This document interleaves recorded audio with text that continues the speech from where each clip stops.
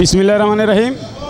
আমরা শহীদ রাষ্ট্রপতি জিয়াউর রহমান বীরুত্তমের ৪৪তম শাহাদাত বার্ষিকী উপলক্ষে আজকে পাহাড়তলী এবং হালিশহর থানা যুবদল, ছাত্রদল, স্বেচ্ছাসেবক দলের যৌথ উদ্যোগে আমাদের আজকের এই প্রোগ্রামে আমরা ফ্রি মেডিকেল ক্যাম্প এবং ফ্রি ওষুধ বিতরণ সহ কোরআন খতম সহ আলোচনা সহ বিভিন্ন দিনব্যাপী বর্ণাঢ্য আয়োজন করা হয়েছে এবং তওয়ারুকের ব্যবস্থা রাখা হয়েছে।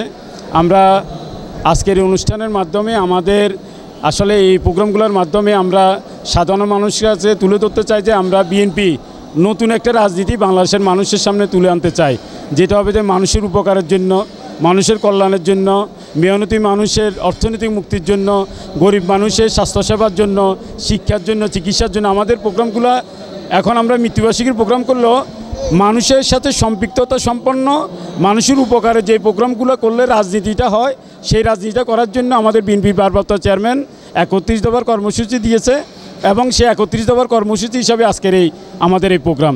আজকের এই প্রোগ্রামে আমাদের এই যে দোয়া মাহফিলে প্রধান অতিথি হিসেবে উপস্থিত থাকবেন কেন্দ্রীয় বিএনপির জাতীয় নির্বাহী কমিটির বিপ্লবী ভাইস চেয়ারম্যান, সাবেক মেয়র, সাবেক মন্ত্রী, সাবেক রাষ্ট্রদূত, সাবেক চট্টগ্রাম মহানগর বিএনপির সভাপতি মীর মোহাম্মদ নাসিরউদ্দিন, এবং কিছুক্ষণের মধ্যে এই অনুষ্ঠান উদ্বোধন করবেন বিএনপি জাতীয় নির্বাহী কমিটির স্বাস্থ্য বিষয়ক সম্পাদক ডাক্তার রফিক সাহেব।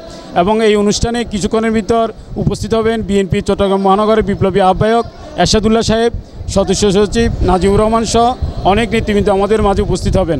আমরা এই অনুষ্ঠানগুলোর মাধ্যমে সাধারণ মানুষের কাছে গিয়ে সাধারণ মানুষের যে রাজনীতি, সেই রাজনীতি করার জন্য আমাদের কর্মকাণ্ড চলছে এবং চলমান থাকবে।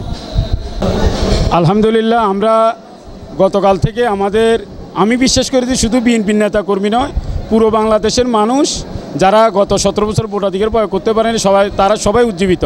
বিএনপির ভারপ্রাপ্ত চেয়ারম্যান দূরদর্শী রাজনৈতিক চিন্তা এবং অন্তর্বর্তীকালীন সরকারের প্রধান উপদেষ্টা ডক্টর ইউনূস সাহেবের এই বৈঠক বাংলাদেশের রাজনীতিতে একটি নতুন বার্তা নিয়ে আসবে। বাংলাদেশের মানুষ ফ্যাসিবাদের কারণে গত ১৭ বছর তাদের ভোটাধিকার প্রয়োগ করতে পারেনি।